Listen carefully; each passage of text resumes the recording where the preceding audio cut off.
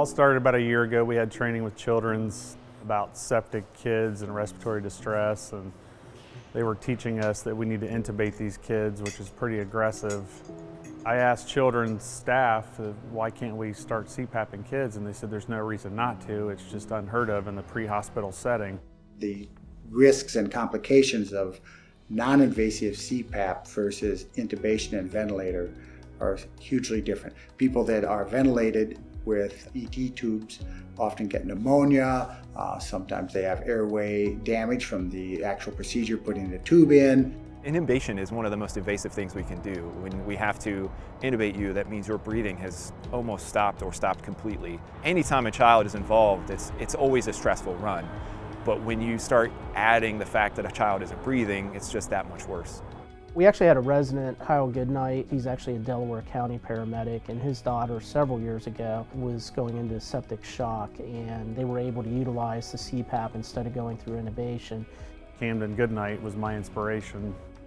She was at Children's close to home in respiratory distress, transported by Medic 111, and when they got to Children's downtown, she was in bad shape, so they CPAP'd her down there.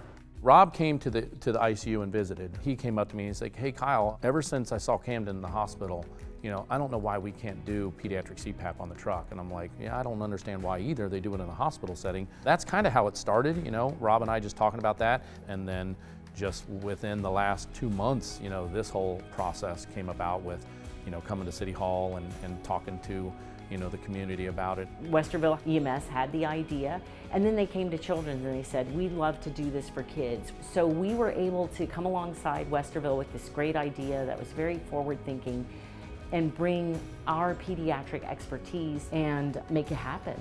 Early on, we met with the manufacturer to see what they had available and try to get something put together. There are pediatric masks and there are other options, but nobody's really done it for CPAP. And when we discussed this with the manufacturer, they said, we don't really have anything put together yet, but if you create enough demand, we can get something and change the way we package these items and get them out to you. You really need to make sure everybody's trained, not just on the EMS side that we understand how to use it, but also on the hospital side. So when we do bring the patient into the hospital, they're aware of the technology that we're using, why we're using it, what we're doing with it, and we can make that transfer the patient over into the hospital care that much easier. We're taking what Nationwide Children's Hospital does and sort of extending that into the community. As far as we know, we are one of the first, if not the first, to do pediatric in the field. Our next step is to get Central Ohio departments on board so we can get more cases out there so Children's can collect the data. And then our hope is it to spread just like adult CPAP did and be across the country. I think that as an EMS provider, if I had this option, anytime I ran on a child, it would be a big relief. It would be one of those items that made me think, I can take care of this kid a lot easier. And it's just a great thing for this community, and it's just one more thing to help keep our residents safe and make sure that we're staying out in front when it comes to technology and procedures that can save a life. And honestly, I really do feel that this CPAP will save lives.